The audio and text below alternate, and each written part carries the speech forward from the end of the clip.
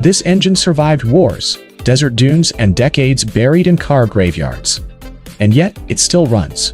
It wasn't a Hemi. It wasn't a Hemi. But it humbled them all on the track until Chrysler killed its biggest secret. Welcome to a new video. This is the true story of the Mopar Slant Six, the birth of a legend. If you like this type of content, subscribe to our channel. It's free. Now let's get started. The birth of a revolution in the 1950s, Chrysler's six-cylinder engine was stuck in the past. Heavy, flathead L-head designs with valves in the block. An antiquated technology from the pre-World War II era. They were bulky, thirsty, and outdated. They were good enough for sedans that looked like tanks. But the world was changing rapidly. The Volkswagen Beetle was a hit. Imports were stealing the show. The US was downsizing its cars, but Chrysler was falling behind. By 1957, Chevy had the radical Corvair. Ford had the Falcon. And Chrysler had nothing. Except serious muscle. Panic reigned in the Chrysler boardroom.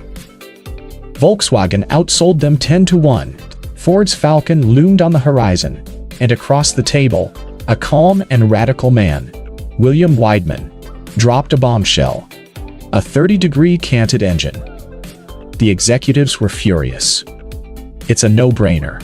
6 cylinders should run straight, they said. They wanted tradition. He gave them a revolution. Weidman broke all the rules. Starting with a blank page, he designed a new inline-six that tilted 30 degrees to the right. The result? A unique, slanted design that not only saved vertical space under the hood, but also gave the engine its legendary nickname, the Leaning Tower of Power.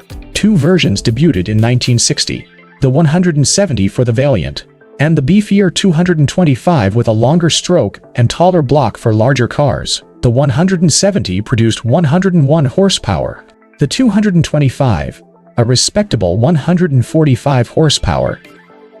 But more importantly, it had the kind of torque you could feel in your bones. The design that made him unstoppable, that 30-degree cant, wasn't just for show.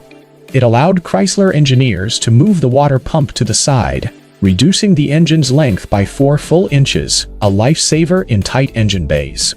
It also allowed for the use of long, wide intake runners, the now iconic bunch of bananas manifold.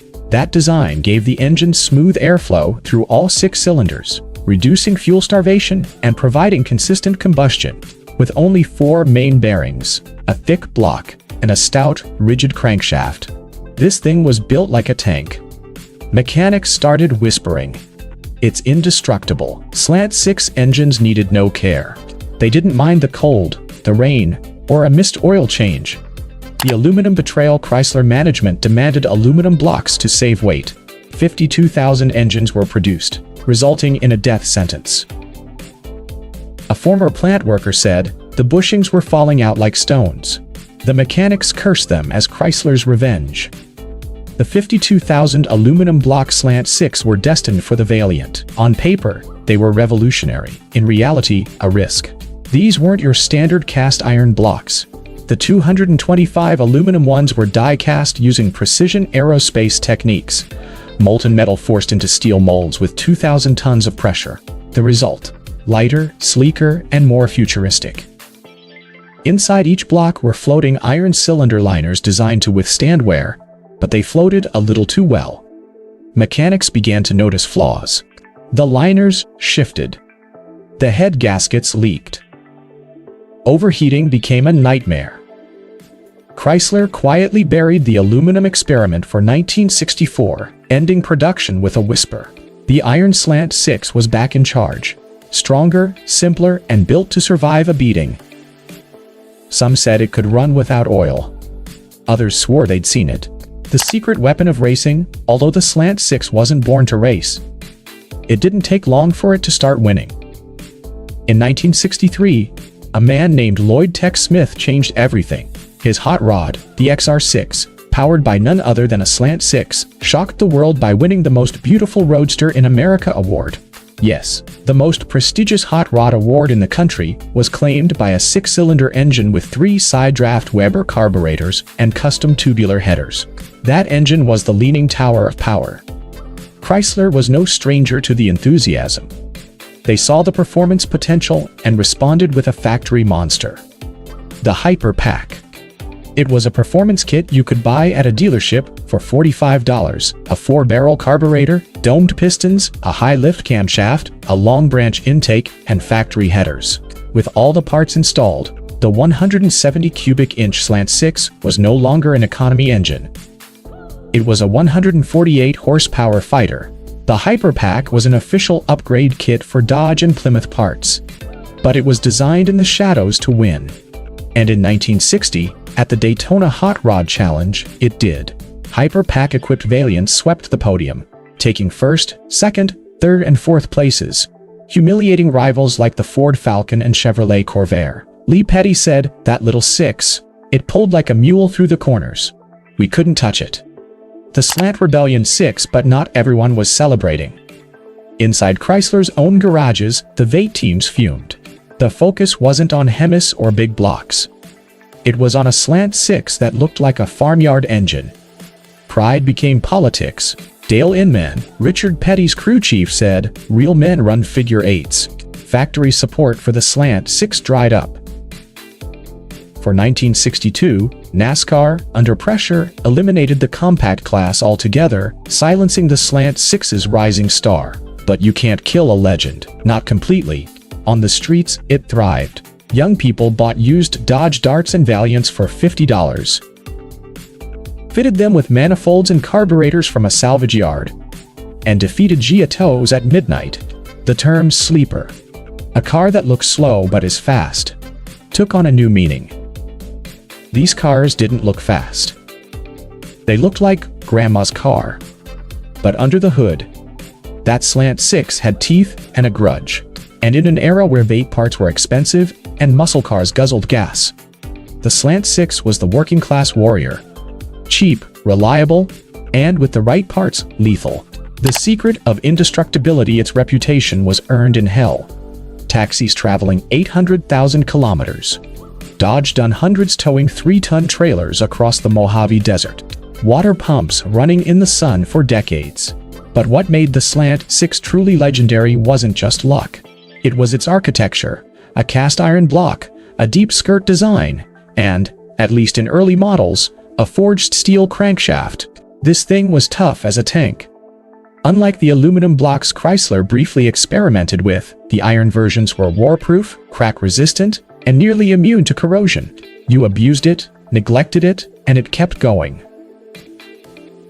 The slanted design also moved the water pump to the side, improving cooling, and its deep oil pan meant good lubrication even on hills or rough roads. For trucks, off-road construction, or anything that needed bulletproof reliability, the Slant Six was the answer. But there was another secret behind its success. The 225 not only lasted forever, it pulled like a tractor. Its long stroke, small bore, 3.4x, 4.125 inches. Design was tuned for low-end power, not high revving power. When it was released in 1960, it produced 145 horsepower at 4,000 RPM. But the real magic was in the torque. 215 pound-feet at just 2,800 RPM. That number was surprisingly close to that of Chrysler's own 273 V8. Modern evolution and the silent killer, the Slant Six, wasn't stuck in the past. It continued to evolve through the 1970s and 1980s to meet changing regulations and market demands. Later versions came equipped with all the equipment of the emissions era. But the Slant Six handled the changes with its usual reliability. In 1974, Chrysler introduced a 198 cubic inch version with a shorter stroke to improve fuel economy. Then, in 1977-78, they released the 225 Super 6 variant, which came with a Carter 2-barrel carburetor to give it a bit more power and response. Despite their reputation for indestructibility, even legends have flaws. One of the most persistent problems in early Slant Six engines was valve seat recession, a silent killer brought on by the U.S. switch to unleaded gasoline in the mid-1970s. The lead additive provided a protective cushion for the valve seats, but when leaded fuel was phased out, that protection disappeared. The soft cast iron heads of early Slant Sixes were exposed, and the result was brutal. The valves slowly sank into the cylinder head, causing compression loss, misfires, and power loss. Another age-related problem is timing chain stretching, especially after 200,000 miles. Over time, the single-row chain would wear, potentially causing catastrophic damage. And then, there's the cooling system. While generally robust, it wasn't without its flaws. A common problem was water pump leaks, largely due to its unusual side-mounted position. Today, the legend of the Slant Six is evolving. With modern tuning and forced induction, the once humble 225 has entered uncharted territory.